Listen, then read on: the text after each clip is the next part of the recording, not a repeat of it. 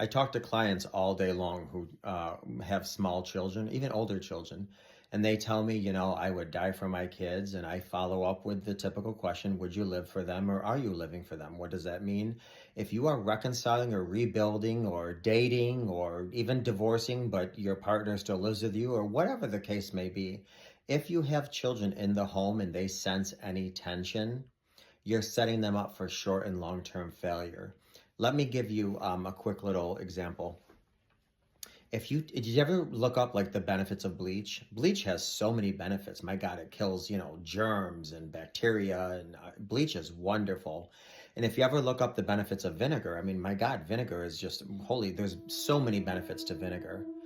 However, you put them together and it gives off a deadly gas. So you could be a great parent. You could be a wonderful invested parent who would die for their kids, and so could your partner, your spouse, your significant other. But when you guys come together, if there's tension, you let off a deadly vapor in the house. And just like many other gases, you might not be able to smell it immediately, but it will do damage short and long term. So you may not argue in front of your kids. You may not talk about anything in front of your kids, but they pick up on your energy. They will smell that foul smell in the house, and it will start to affect them psychologically, emotionally. So again, I say, will you live for your kids?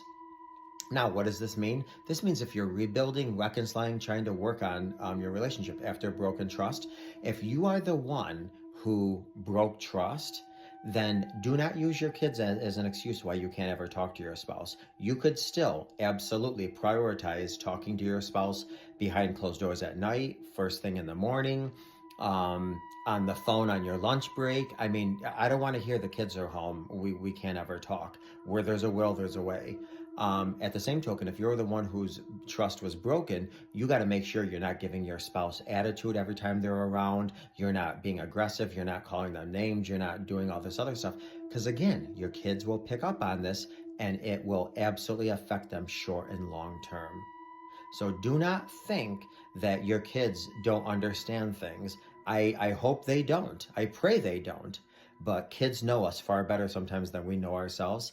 Do not come together and create a toxic gas that's going to disrupt and disturb your kids, both long term and short term.